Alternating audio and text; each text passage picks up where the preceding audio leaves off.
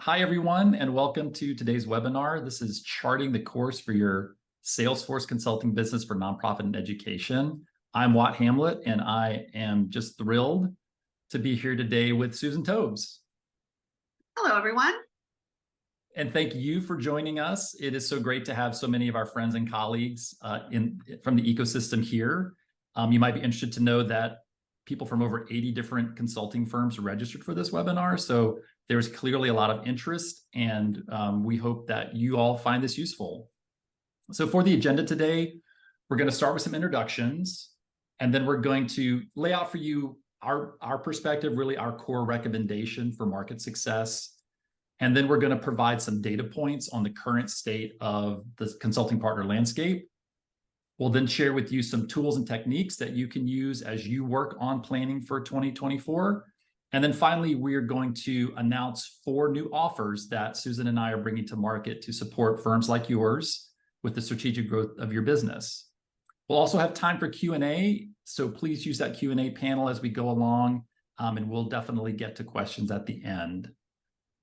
So first, let us introduce ourselves, and then we also have some questions for you to help us get to know you better. So I'm Hamlett. I'm the founder and principal consultant of Hamlett Consulting, and I've been working at the intersection of nonprofits and technology for now 21 years. And this month marks my 15th year in the Salesforce ecosystem for nonprofits and education. And in that time, I've worked for a variety of product and services companies in the space in a variety of roles. And I founded Hamlett Consulting in 2018 with the vision of better buyers and better sellers in this ecosystem. And over the past 5 years, I've had the opportunity to work directly with nonprofits to help them navigate Salesforce, primarily through needs assessments, partner selection, and implementation oversight. And then I've also consulted with a number of consulting firms and independent consultants to advise them as they are looking to either establish or grow their businesses in this space.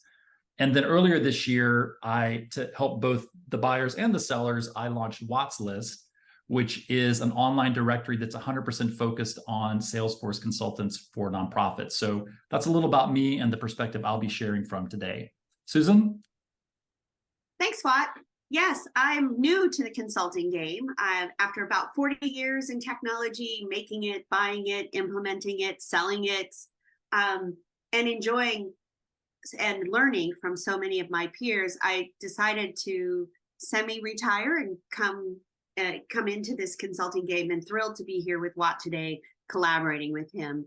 My objective in my firm is to help companies effectively position services, devise sales strategies, mature their sales teams, and help you develop go-to-market plans that lead to growth and impact. Part of the way I do that is I deliver results with sales strategy, helping you operationalize your game, and really coming up with ways to create differentiation, which is going to be core and critical to what we're going to talk about today to help your business stand out amongst all of the other partners out there in the ecosystem. I had the good fortune of working with Watt at ACF Solutions, where we did just what we're going to talk about today. We helped a business grow and get sold. And it was a very exciting time early in the ecosystem. Yeah, so if you're interested in ways you might grow your business, improve in any of those areas that maybe you have concerns about, we feel the content of this webinar is going to be relevant to you, because an essential ingredient that Susan and I kind of agree on here is that to be successful as a consulting partner in this ecosystem, you need a strong and differentiated position. And so we thought it might help just for us to share a little bit about our perspective, kind of how we come to that perspective on this topic. So I'll start here. So generally, when I think about this ecosystem, I think that I start with the fact that nonprofits, in order to do the work they do in the world in the 21st century, they have to have great technology. That's not negotiable. And Salesforce has been offering great technology for a while, continues to innovate and offer great technology. And so I'm happy to support nonprofits in their use of Salesforce. And to be successful with Salesforce, nonprofits and education institutions, they have to have great consultants. I mean, with almost no exceptions, at some point on the Salesforce journey, consultants are required. And in order for consultants to do what they do, they need to be part of effective and sustainable businesses. And businesses are really the conduit through which services of consultants flow to nonprofits. It's the mechanism. It's the way it works. And the best way for businesses to be effective and sustainable in what they do is to find the thing that they are best at doing, connect that to the market, and execute it. How about you, Susan? So, not surprisingly, our perspectives are very similar, worded differently. I come at it from creating solutions that are built to last for these organizations that need technology to change the world and meet their mission. If it's education, nonprofit, anything in the public sector, all are doing good for this world. And I think where we violently agree, Watt and I, is that differentiation and focus wins business. And so what we're going to do is we're going to talk about how do you achieve that? What does it take to get there? So the formula for success, we believe, in the Salesforce ecosystem, and the formula that Watt and I have used at businesses either together or separately, is that the right position and effective selling is going to achieve market success. There are many factors that contribute to the success of your business. We believe that this is the one to focus on. And we know there are two key business processes in any strong consultant business. That's the sales process, or lead to booking, right? Top line selling, or booking to bill. And so those two key business processes are important and critical to your business. The focus of this webinar is the first business process, not the delivery side, but the lead to book. It's clear that so much of you have interested in doing this. Sales was in there, a couple of how to get leads, how to close business is very strong. To have effective sales, you must have a story to tell. And we're asserting that key to a success is coming up with that value edge, that clear differentiation. Awesome. Next slide. Yeah. So what are some of the benefits? Why do you do it? Why do you spend this time? And the reason you spend this time is you're going to be able to achieve a whole bunch of things for your business. There's going to be shorter sales cycles. There's going to be a higher win rate. You're going to have repeatable sales plays and solutions. You'll create sustainable pricing, predictable pricing, and potentially predictable margins. You're going to improve profitability with those predictable margins and have greater confidence and satisfaction for your team, for your staff, and even an equilibrium potentially with your lead to book process and your book to bill process. You want a balanced or a parity there. It's also better for customers because customers are going to be happier because there's shorter sales cycles. It's easier to buy when it's super clear what you're offering and they can buy it. It's easier. There's access to that expertise. You're demonstrating your expertise and you're not focused on that parity section of the wedge, of the value wedge in your concentric circles. And we're going to talk a little bit about what parity is and how important parity is. You must have parity, but to win, you must have value. So, and then you're going to reduce risk once you become really good in your value wedge. You can lower risk for your customers. Lower risk is the reason people buy. And then it's better for Salesforce. It's easier for Salesforce to know who you are if you know who you are and can articulate it well. Salesforce leads are the cheapest kind of business to get. You have shorter sales cycles with them. You want them. And so how do you get them? You have to have a clear, articulated statement of who you are and what you do. And then you'll have fewer red accounts because you'll be creating some repeatable business. Okay, so that sort of sets the stage for what we're asserting in terms of the path that we see for business success. And if we kind of continue with our charting the course metaphor, Salesforce is the sea upon which we all sail. So the better we can understand and chart the waters of Salesforce, the better we'll be able to navigate our own individual businesses. So I want to share with you some data based on my ecosystem research to hopefully help inform your understanding of the ecosystem, and then by extension, your place in the ecosystem and where you might go to find more success. So the first thing I just want to acknowledge is that 2023 was a year of a lot of changes for those of us who do consulting in this ecosystem. The year started with layoffs and restructuring that hit the .org team particularly hard, the sales team, the alliances team, even the product team. Also, it was the end of the Salesforce.org network. So for 8 or 9 years, Salesforce had maintained this special partner program that provided resources and access, and that doesn't exist anymore. And then probably most significantly was the announcement that all of Salesforce's current solutions for nonprofit and education would now be replaced by a whole new set of solutions. So these changes introduced a lot of uncertainty, and certainly a lot of change to have to adapt to. But as Susan and I, talked about it, we realized that nearly every year that we've been in the ecosystem has brought some kind of significant change that consulting partners have had to adapt to. And these are just some of the things that occurred to us, changes in Salesforce itself, for whether it was the acquisition of .org by .com or Salesforce acquiring Round Corner. Every year the partner program has changed a little bit, the requirements for your partner status, acquisitions of either firms by Salesforce or firms by one another.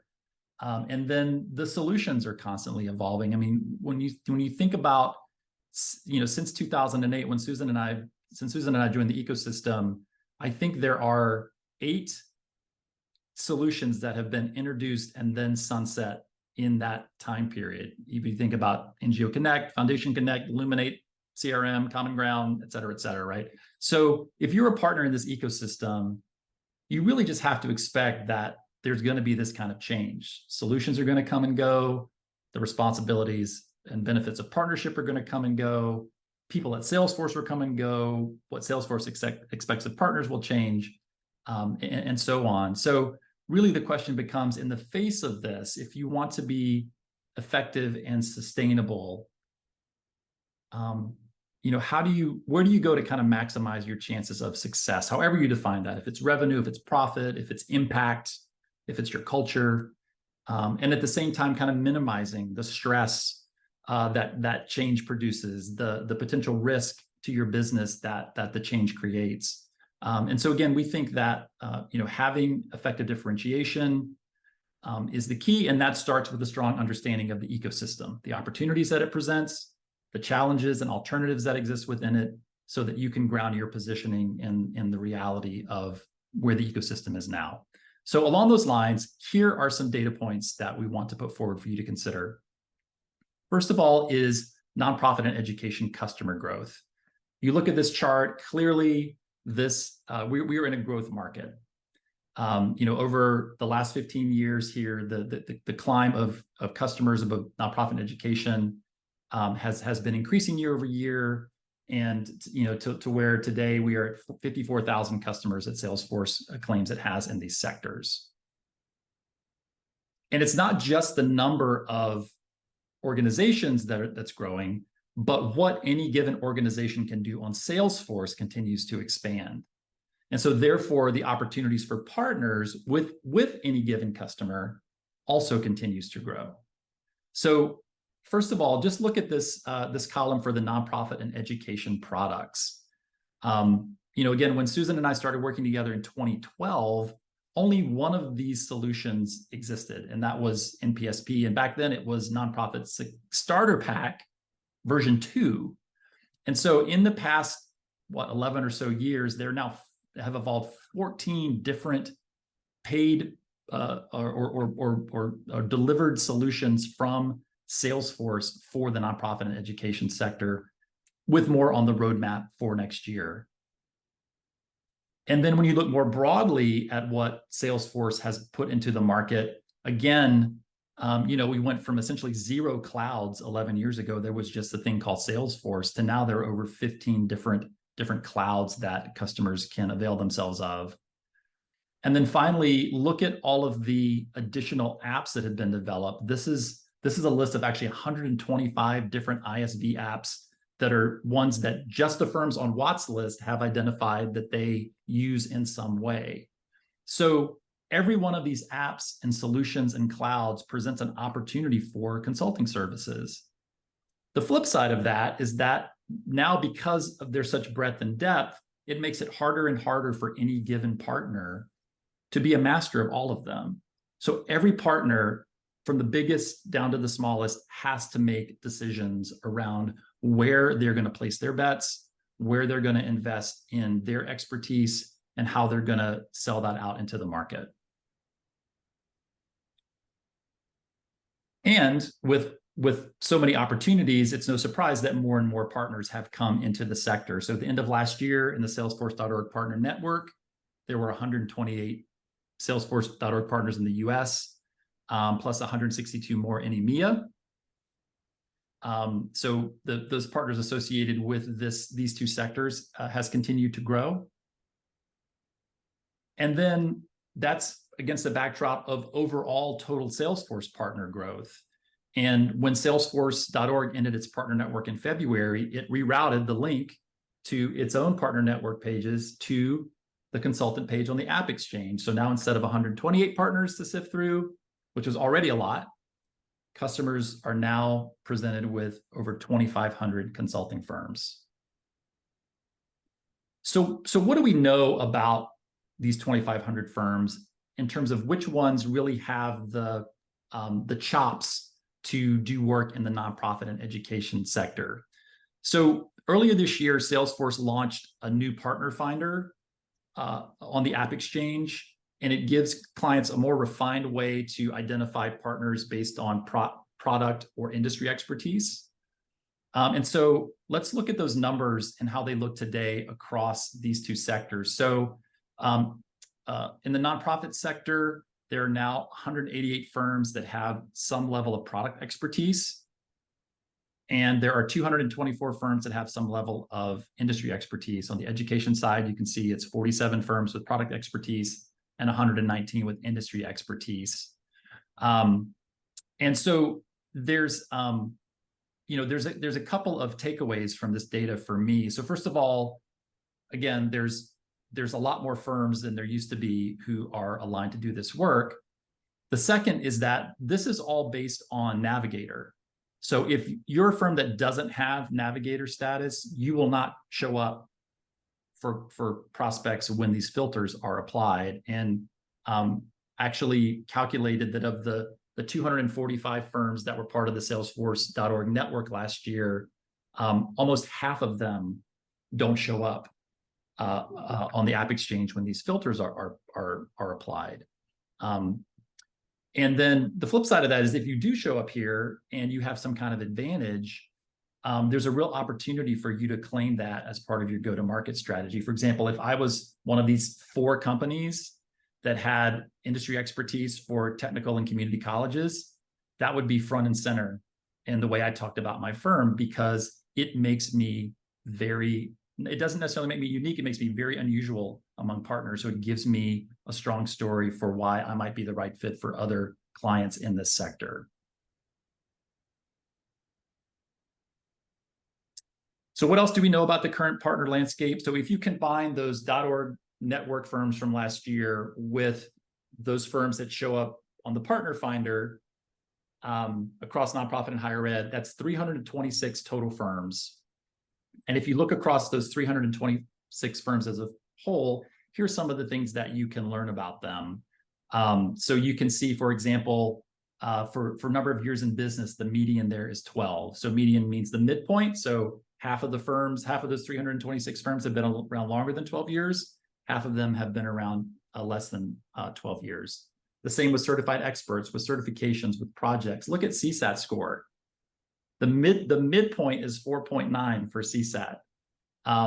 So, I share this to just invite you to think about your firm and which side of the median you fall on in these numbers. If you are on the upper end of this, and especially if you're the very upper end of this, that's differentiation that you can sell with.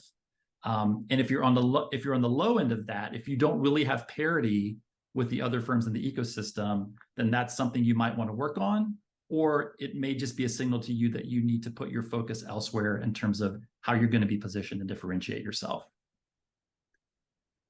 A couple more metrics to share with you here. So let's talk about Watts List, which gives us another lens to look at the current landscape. So currently there are 136 profile listings on Watts List. 102 are consulting firms and 34 are independent businesses. These are primarily nonprofit focused businesses, although look at 54 of the firms on Watts List also work in the education sector. So some of these things are true for firms in that space as well. Of the 102 consulting firms, the largest percentage are official Salesforce partners.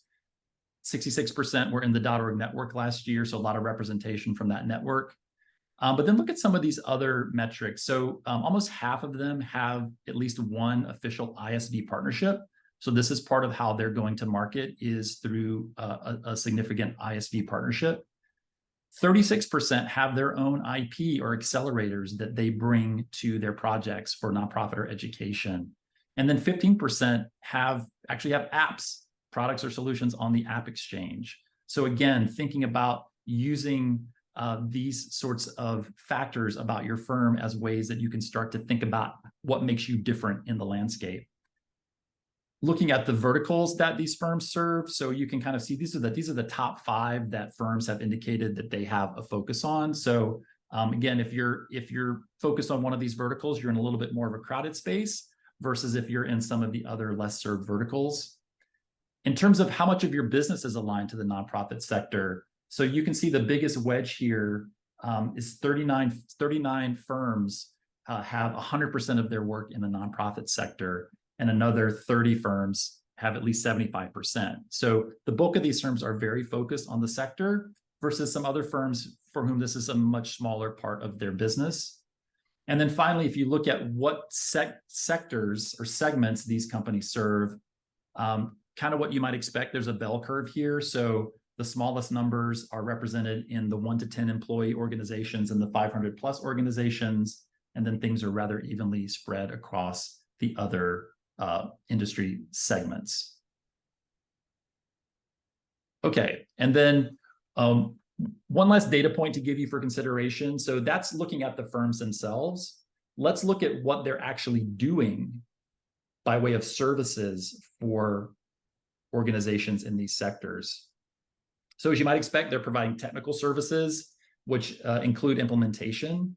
But even here, there's becoming more options available to nonprofits if they're just looking for, say, firms to help them with architecture or solution design, or firms to provide various types of ongoing support to them. And then there's so many other services that firms in this space have evolved in order to provide more robust options for their nonprofit and education clients.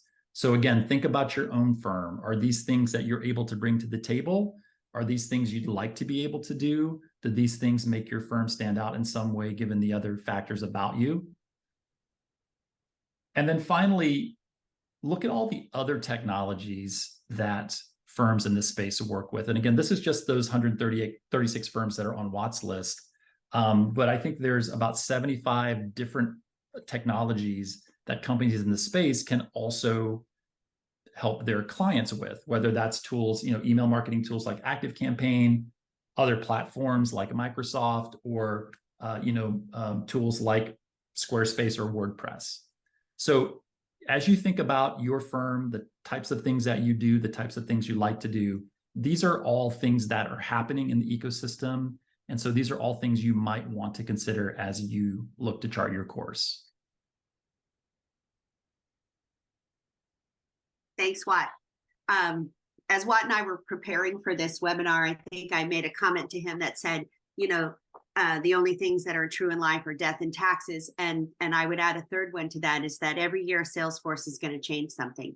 So part of charting your course is being not only prepared for what you're going to do that year, but also developing the muscle so that you can adjust when you need to. So our assumption is that if you come to this webinar, you're looking to be more prepared for next year, and that you want to think strategically about how you're going to achieve the results you're looking to achieve. Harvard Business Review did a survey of 10,000 leaders, and in that survey, they found that 96% of those leaders said strategic thinking is the most critical activity for the success of their business. They did a follow-up survey that showed that 97% of leaders said they didn't make the time to be strategic. To navigate and chart these kinds of waters that we're facing, it's important to be strategic.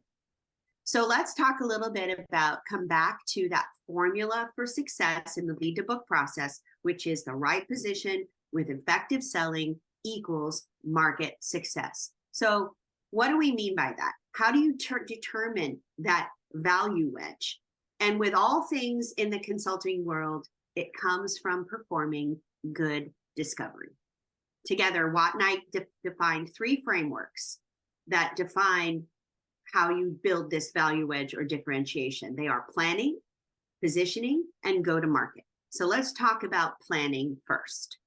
So as we plan for coming up with our differentiation and our value, we have 5 simple questions, and those 5 simple questions are listed here. They provide a framework that allow you to drill into that correct perspective on your firm, your history. How did you get here? Where do you want to go? How will you determine whether or not you're achieving the success that you want? Maybe the success that you're looking for is more about impact than it is about growth. Maybe it's more about retention of staff. It could be a variety of things that's going to help you create the differentiation that you're looking for. As you chart your course, we're going to think about who you are today, and we're going to look at your knowledge, your experience, your assets. We're going to want to understand where you want to go and where are you now. And one of the things that I love the book, I don't know if any of you have read it, called Blue Ocean by Chan Kim and Renee Mauborgne. It was written about 15 years ago. And a blue ocean strategy is finding that place where there is no one else. A red ocean is a place where there are a lot of sharks in the water. There's blood in the water. And when there's blood in the water and sharks, a red ocean space, we drive down to the lowest common denominator for selection, and that's price. And that's turning your services into commodities. And we don't want to do that. We want value, right? We don't want customers to choose based on price. So we're going to want to know where you want to go, and then we're going to want to think about how do you want to get there? How will you determine whether or not you've achieved the results that you're looking for? And Watt's going to talk about the next framework, the positioning framework. Watt? Yeah, and I would just add this seems pretty simple and maybe pretty obvious, and I think that's by design because, as Susan was saying, any of us in our consulting businesses, we would agree, like, yes, it's good to be strategic, but how often do we actually take the opportunity to do it? And so I think just having some very simple questions that you make yourself answer can be the first step towards really revealing, an honest picture, an honest appraisal of where your firm is today, and then help you really think through where you want to go and why and how you're going to get there. So that's framework number 1. The second framework is the positioning framework. And this is something that I've really enjoyed working with. This is a concept that I first heard Blair Enns of Win Without Pitching articulate. But essentially, this idea of your positioning as your X for Y. So your discipline for market, or what you do and who you do it for. I actually like this more expanded version of that, which is X for Y, unlike the alternative Z. So, what you do, who you do it for, but unlike the alternatives, what is your meaningful difference to your customer? So when we start to apply this to this ecosystem, to Salesforce consulting for nonprofits and education, this is now where we can start to think about what are the levers that we have available to us that we can pull to really dial in a meaningful differentiated, defensible positioning for our businesses. And so we're really now just kind of going back to some of the data we just shared, right? So when you think about what you do, that can be the specific services that you offer, right? Is it just those technical services? Is it supplemental services? Do you provide services around other technologies? Are there specific products or solutions that you offer your services around? So which of those nonprofit and education products, which of the other Salesforce Cloud, which ISV apps, and also thinking about specific functional areas or use cases. Are you fundraising and advancement focused? Do you do programs, student success, engagement? All of these things can be combined in various ways based upon your goals and the starting place that your firm is at and where you want to go. The second, the kind of that why factor would be the market. So thinking about which market tiers you want to serve. Are you going to focus on the small end of the market? Are you going to focus on the upper end of the market, somewhere in between? Is it feasible that you would actually be able to serve every market tier? Probably not in a general way, but maybe if you had a very specific type of offering, you might be able to do that. You can think in terms of sub-verticals. So are you working primarily with, associations or social services organizations or community colleges? You can think about geography. Is your practice focused around a certain geographic area within the US, the whole US and Canada, Europe, et cetera? And then who are the buyers that you're targeting? That's another way that you can think about positioning your firm. Do you target CIOs? Do you target chief fundraising officers, executive directors of small organizations? And then finally, there's Z, which is that meaningful difference. And that primarily comes from the who you are as a company, as well as how you do what you do. So you kind of put all that together, who you are, what you do, who you do it for, how you do what you do. And here's where we can see things like, who are the people in your firm, the actual people that your customers will work with? What difference did they bring to the table that's going to be valuable to your customer in terms of industry experience, prior consulting experience, et cetera? Is there a particular customer experience that you deliver that makes you different? What about your pricing or your price model? It could not only be just the cost of your services, but how you price them. Do you offer kind of fixed fee options? Do you offer value-based pricing for the outcomes that you deliver to your clients? There's your methodology. There's your culture. So is there something different about the values, the priorities, the way you work as a company that would make you stand out to the alternatives? And then any other kind of special sauce. And again, that can be things like particular IP or accelerators that you offer, app exchange apps that you've created, thought leadership that you've published, the pedigree of your founders or your leadership. Whatever it is that truly makes you different, it's important to get a handle on that. And it's also important to understand that needs to translate into benefit for either your client, if that's who you're directing your messaging to, or to Salesforce. Okay. So these are all levers that you may want to consider as part of that positioning framework. And then the final framework is the go-to-market framework. And this is where you can start to see a little bit different version of that Venn diagram we've been sharing, because in this ecosystem, you've got this kind of, you've got 5 parties essentially that you have a relationship with. And each of those 5 entities also has a relationship with one another, right? So your firm relates to Salesforce and to the market. You also relate to ISVs and to SIs, other SIs in the space. Salesforce as an entity relates to your firm, to the market, to other SIs, to ISVs, right? So it's one, this just reminds us, a visual to remind us of the connections that exist within the ecosystem. And then it also gives us a way to focus the development of our go-to-market approach, which is inclusive of our marketing, how we sell, the relationships that we build, and how we show up as a brand, as a company in this space. So where you've got these darker colored lines, this is where you're going to be thinking about your specific messaging and your specific relationships and partnerships. What is it that differentiates your firm when it comes to Salesforce that makes you a valuable partner to them? What about for ISVs that you might be working with, for other SIs, either in terms of folks who might be competitive or folks who you might partner with so that you can go further, faster in the ecosystem through a partnership? And then finally, and obviously, thinking about your relationship and your messaging and your sales approach when it comes to the market. So we've got our planning framework, our positioning framework, and our go-to-market framework. And we see those as some things that you can actually just take and use in your firm now, as you start to think about the kind of firm you want to be into 2024 and beyond. Thank you all for the many questions that you put in here. We really appreciate it. I've tried to answer a lot of them so that we save a little time at the end, and some of these we will discuss live. I don't know about everyone else, but there's nothing like listening to Watt talk about how to, with these formulas and the frameworks that he has adopted. It's just phenomenal. So I hope you're enjoying it as much as I do. As we prepared for this webinar, I have had nothing but fun.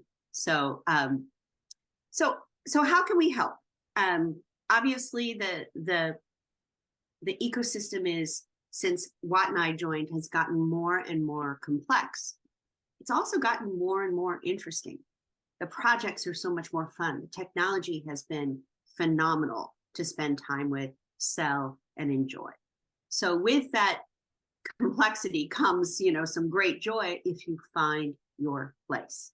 So we've come up with 4 offers, and those offers are, the first one is one from me. So some of them are just one from me, one from Watt, and then 2 from both of us, just to make it extra confusing for you.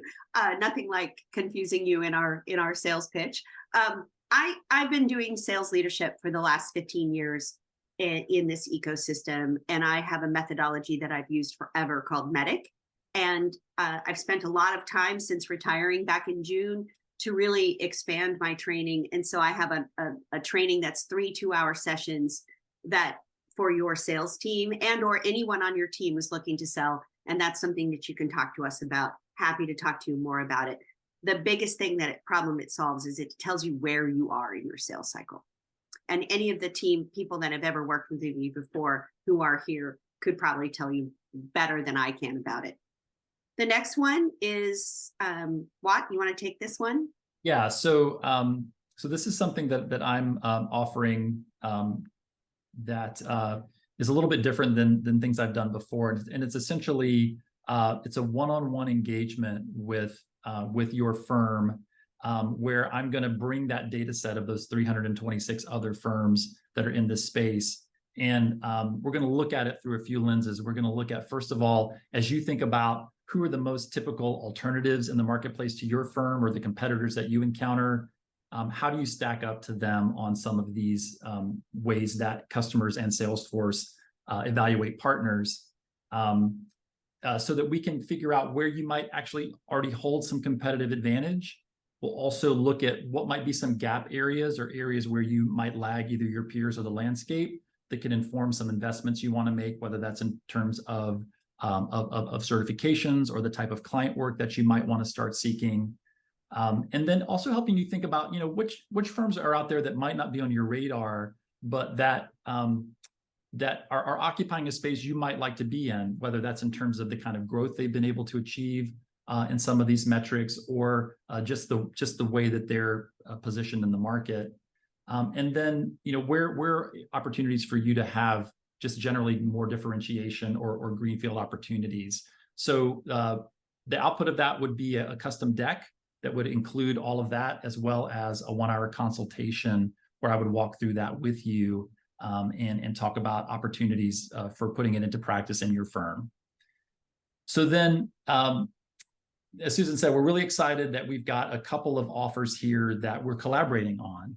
And the first is our go-to-market strategy accelerator. This is a cohort-based offer. It's for firms that are between $1 million and $5 million in annual revenue today and who are looking to grow. And so what we would do is work with you over an 8-week timeline.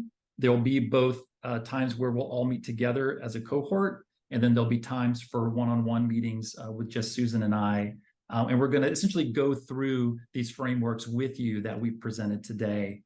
So at the end of it, the idea is that you will have accelerated your ability to have a clear and confident positioning going into 2024. This one is a little time sensitive, so it's designed. We're really working hard to get it in before the end of the year, and we've got holidays and things like that to accommodate. So it's going to start on October 9th. And so as a result, we really need firms who are interested to sign up by next Friday. So give this one some thought. We'll be sending out information after the webinar, more details about it, but just want to make sure you know about this if it's something you want to take advantage of. Hey, Watt, Daisy asked a question that I think is important to answer live while you're still on that slide, and that's how many members of our team can participate in the cohort? Great question. Did you and I have an answer for that? Daisy, what we want, because we think we can handle up to 8 companies in the cohort, we don't want to have every company bring 5 people. That would be 40 people in a meeting, which would be unmanageable. I'm going to go out there and say maybe 2 or 3, and maybe it could be 2 or 3, but it could be a different 2 or 3 depending on the topic. So why don't we're still developing here. We think we have some really good way to do this, but yeah, I think we want to be able to be. Thank you. Yes, we want to say leaders, but it may be a different leader depending on the topic. Right, and certainly in the one-on-ones, you can bring everyone. Yeah, whoever you'd like to. Yeah. Well, maybe not everyone, but you want them to be billable. So, not good for your business. All right. So the last offer, and then I want us to be able to have time to answer some questions live. I've tried to answer a lot of them. Is that for companies that are larger than 5 million, we didn't think a cohort would work. So we want to offer some one-on-one. We believe it'll be done over a 3-month period. We can handle a few of these customers. We've already got a couple. So, but it's going to be a one-on-one experience, performing some of the exact same frameworks, but also providing the sales training and the comparative analysis. What is going to do the comparative analysis for the cohort? The sales training will be separate because it's really one-on-one. But for the strategic advisory service offering, we're going to be doing the sales training as well. So with that, how do you get to us? Next steps. Well, here's our email addresses. Mine is the very girly Susie Tobes 999@gmail. Haven't gotten to creating the professional one yet. Already been busy, shockingly. And Watt is watt@watthamlettconsulting.com. You can reach out to him to do the comparative analysis, me to do sales training, either of us for anything. In order for you to sign up for the accelerator, like Watt said, we want to get a cohort together by 9/29. So let us know if you're interested. I'm happy to spend a half an hour with you. For the strategic advisory services, reach out and we're happy to have a conversation with you about that as well. Thanks again. Thanks so much. Bye, everybody. Bye.